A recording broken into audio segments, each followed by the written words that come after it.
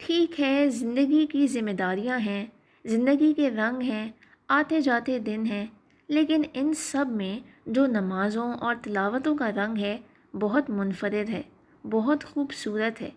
سارے دن کا اسی فکر میں گزر جانا کہ کسی طرح سے نماز نہ چھوٹ جائے، نماز کا اول وقت نہ گزر جائے، کسی طرح سے 2 پاروں کی تلاوت مکمل ہو جائے، کسی طرح سے تہجد پڑھی جائے۔ یہ جو ذہنی مصروفیت انوالومنٹ ہے، یہ بڑی خوبصورت ہے۔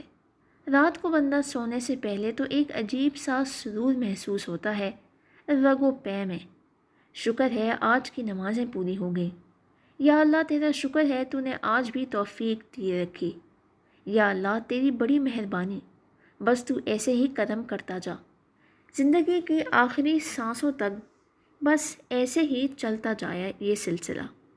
مجھے اکثر سجدوں میں یہ خیال آتا ہے، یہ سب تو میں اوپر اوپر سے کر رہا ہوں، اور پھر ساتھ ہی ڈاکٹر صاحب کی آواز سنائی دیتی ہے، شاہ جی اوپر اوپر سے کرنے کا بھی ایک اجر ہے، ہر بندے کا خلوص مختلف ہے۔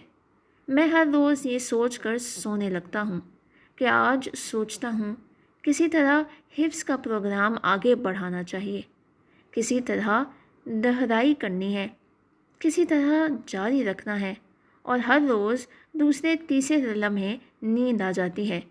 بعض دفعہ تو بڑا دل چاہتا ہے کہ دیر تک کروٹیں لیتا ہوا جاؤں اور سوچوں، لیکن ایسا ہوتا نہیں۔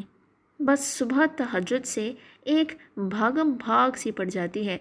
بعض دفعہ میں جھنجھلا کر سوچتا ہوں، یہ تو میں روٹین پوری کر رہا ہوں، اللہ تعالیٰ سے تو ملاقات ہی کوئی نہیں ہے، بس اپنی تلاوتیں کی روٹین پوری کر رہا ہوں ہر نماز میں۔ لیکن یہ بھی ایک محبت ہی ہے۔ ہر انسان کے دل میں ایک سچا انسان ہوتا ہے، میرے دل میں بھی ہے۔ وہ چپکے سے ہنس کر ایک طرف ہو جاتا ہے، بھائی ایسے ہی چلا لو جیسے چلتا جا رہا ہے، ورنہ تو کیا اور تیری اوقات ہے۔ بہرحال یہ بات بھی ٹھیک ہی ہے۔ اللہ تعالیٰ کے بارے میں سوچنے کا سب سے مزیدار پہلو تو یہی ہے نا کہ بندے کو اپنی اوقات یاد آ جاتی ہے فوراً، میری حقیقت ہی کیا ہے۔ یہ تو سب اسی کا کرم ہے، بندہ سوچتا ہے۔ یہی تو اصل بات ہے، اسی سے تو اندازہ ہوتا ہے صحیح سوچ تھی یا غلط۔ بندہ اللہ تعالیٰ کے بارے میں سوچے اور اسے اس کے کرم یاد نہ آئیں، اس کی عنایتیں یاد نہ آئیں، اپنی ہی معنی سے حقیقت کا احساس نہ ہو، اپنی کوتاہیوں کا احساس نہ ہو، یہ کیسے ہو سکتا ہے؟ اللہ تعالیٰ ہمیں اپنے کرب کے لمحوں کی چاشنی اور شیرینی محسوس کرنے کی خوش قسمتی عطا فرمائے، آمین۔